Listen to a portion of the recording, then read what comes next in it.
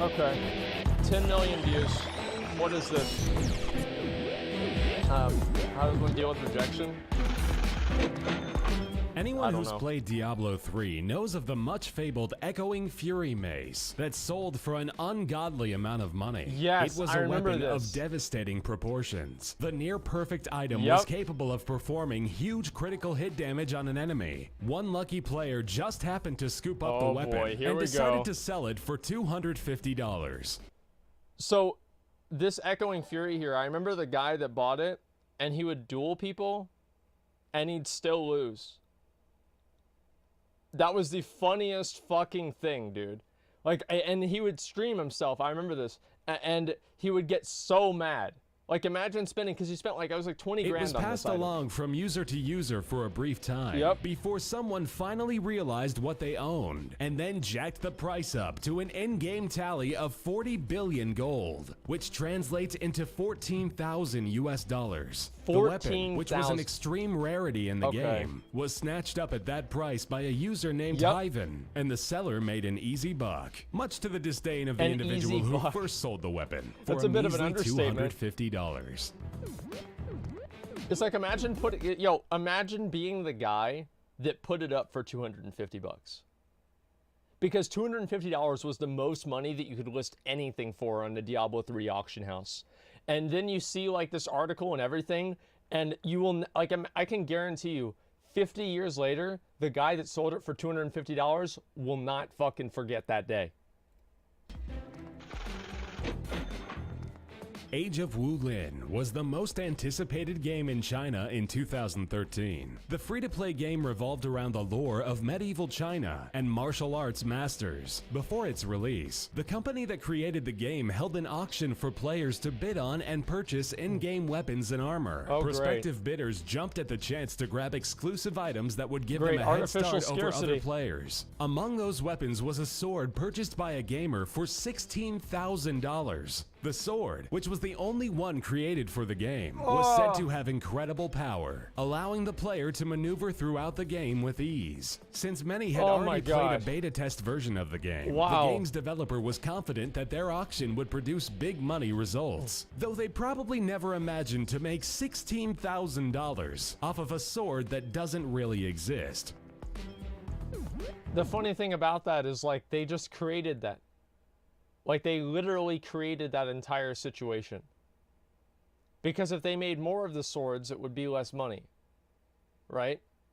Like, I don't know why. I just think it's so fucking funny about that. Don't show this to EA. Yeah, they literally just created that scarcity and then swindled some dumb fuck out of $16,000. I don't know why. I think that's fucking funny.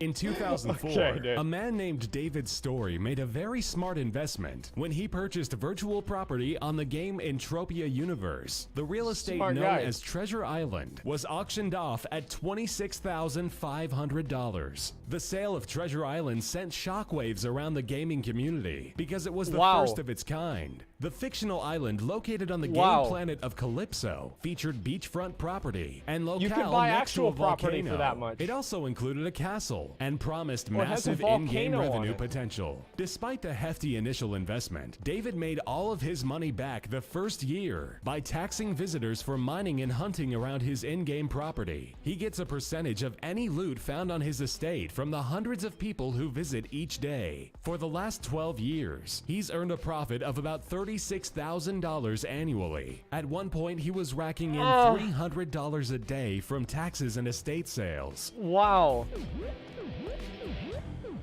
Imagine spending $26,000. Like, that's a smart guy, man. Like, that's what I should do. I should be a virtual real estate salesman. I could be like the virtual Donald Trump. $38,000. In 2013, a Dota 2 player sold an extremely rare animal sidekick courier for $38,000. Oh my The God. buyer quickly snagged an ethereal flame pink war dog because of its Wow. rarity and for bragging rights. Couriers travel alongside the player, collecting items to transport back to the team and vice versa. They have other special features, but that's pretty much the extent of their use. According to the buyer, the war dog is the most sought after courier type. Ethereal flame is the most sought after effect, and the shade of pink is very sought after. The shade of pink is very sought after. Gamers are so fucking dumb. Like, no, not even gamers, like people. People are so fucking dumb. It's not even gamers. Like, can you imagine this? And you know what the worst part about it is? I've done like how many island expeditions for these mounts? I spent like 100 hours. 100 fucking hours. Putting all this time into these stupid fucking things. Oh, why is this one sought after? Because it has armor on it. Why is Invincible sought after? It has armor on it. It's like, wow. Combination makes it extremely rare and one of a kind. The pink glow effect comes from the earliest version of the game and cannot be duplicated today. This pink pal is only one of 4 ever to be owned in this hugely popular online game. Yeah, Spectral Tiger, that's a good one.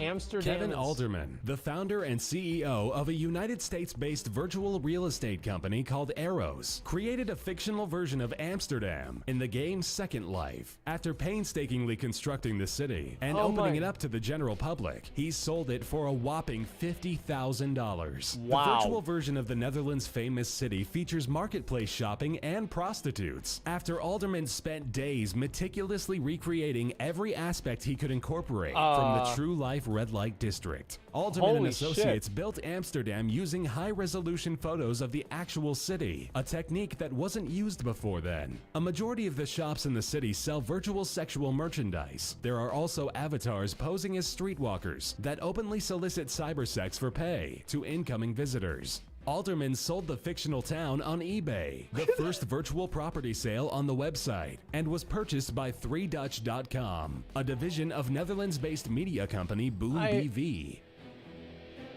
Poggers $63, man. So I've always, like, I've seen a little bit of Second Life. And Second Life, here's kind of how it is, right? Is you have, like, in school, you have the cool guys that are like the sports guys. They can, you know, throw balls around and shit. And then you've got the, you know, the normal people, and the cool guys look down on them. And then you have the gamers in school, and the normal people look down on the gamers. And then inside the gamers, the FPS guys, those are the chads of gaming. And then they look down on everybody else, like the MOBA players, the, you know, all that kind of stuff, MMO players, etc., right? Then you have just the general gamers, right, that just play different kind of stuff. Those people look down on the MMO players, okay? And this is like basically a hierarchy. And they're like, man, those MMO players are really kind of losers. But then the one thing the MMO players have still is that they can look down on people that play Second Life, and they can be like, hey, what a bunch of fucking losers. I mean, it's basically a food chain. That's all it is. It's just a food chain. Considered a legendary item in Wow. I wonder how much this one's going to be worth. Maybe like thousands of dollars, more than a car? For what? A moldy egg? A moldy egg. I mean, it's like, think about this. It's like, you know, you ever had like a pond in the backyard and you pick up a rock, it looks just like this? Entropia universe. The green Aatrox Queen egg was purchased from John Never Die Jacobs in 2010 for $70,000. The egg's first appearance in the game came in 2006 with a disclaimer that it would eventually hatch something unseen by the game so far and would be entirely one of a kind. The egg was purchased by David Story, the same man who purchased Treasure Island years earlier, and it eventually hatched Fefox, a large blue dinosaur with immense power that planned to spread more of its kind all across the universe. Wow. Players then sought the challenge of infiltrating Fefox nests and analyzing residue to create a toxin to defeat the monster. That's actually cool. What the fuck? Holy shit.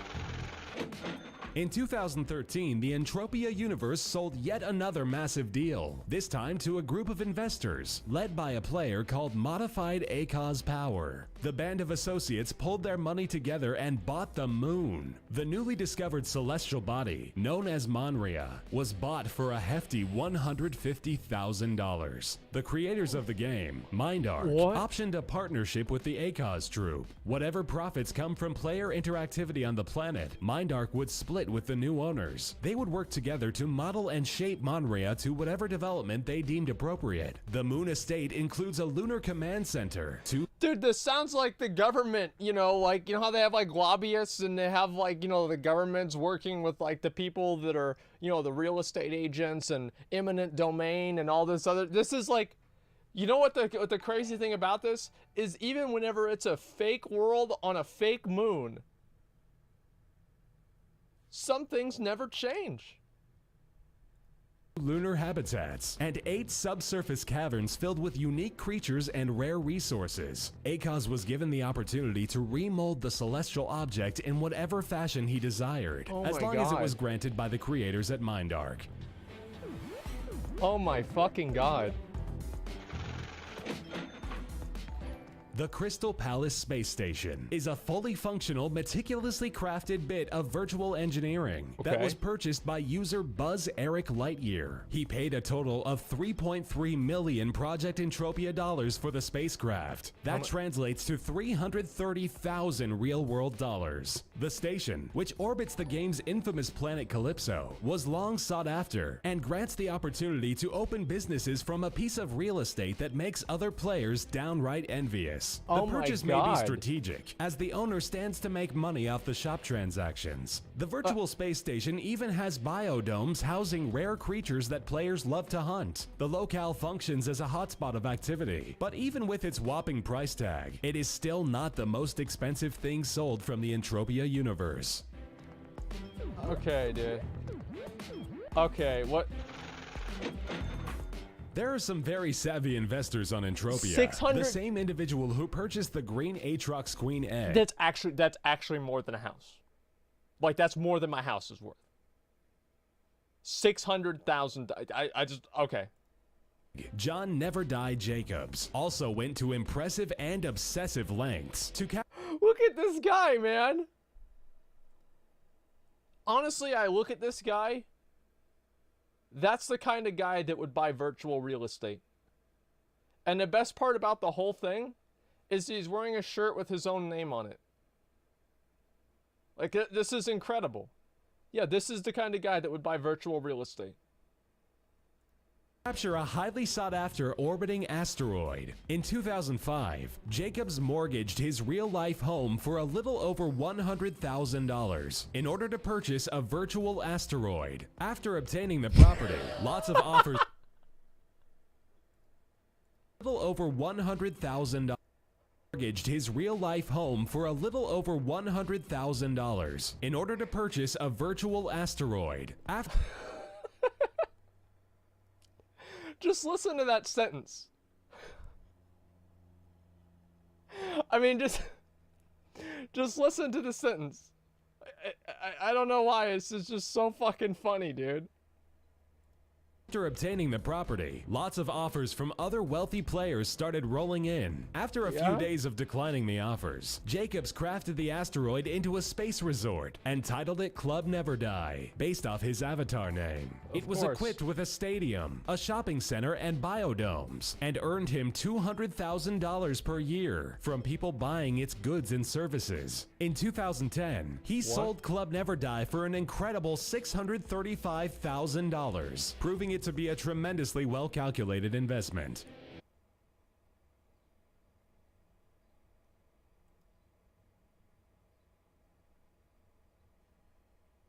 What?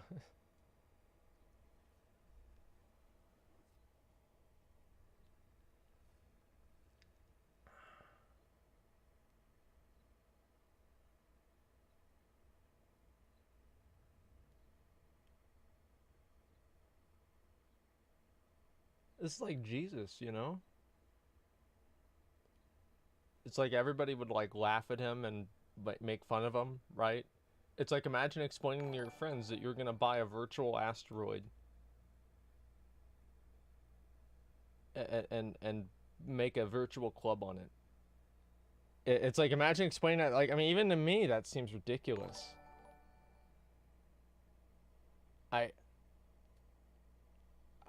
I don't even know what to say. This is fucking insane. People love clubs. Yeah, I know they sure do, McConnell. Money laundering? No, the guy's too high profile for it to be money laundering. Everybody knows who this guy is. Like, I highly doubt that it's money laundering.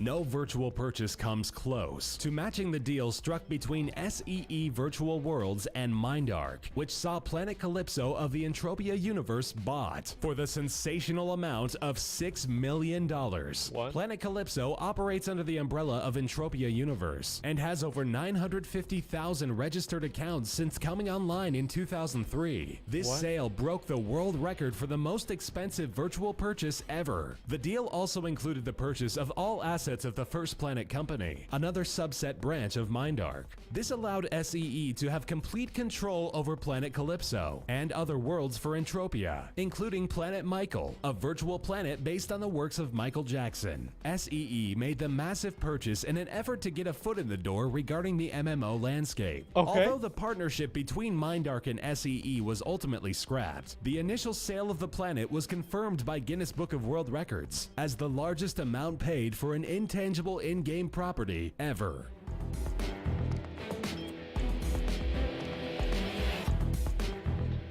Oh man, that's a lot of money. That's so much money that they would, that, you know, I mean, the Michael Jackson planet. I wonder what's on that planet now. Oh my God. I just don't even know. We're not going to play the fucking Michael Jackson planet. That's never going to happen, okay?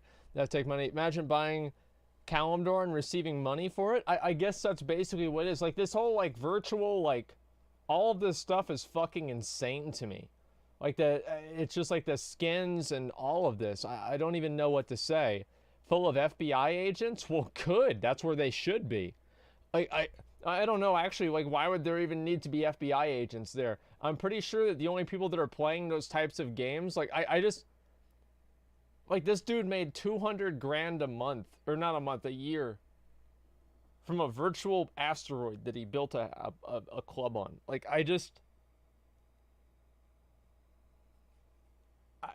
don't even know what to say, man. It's just fucking ridiculous.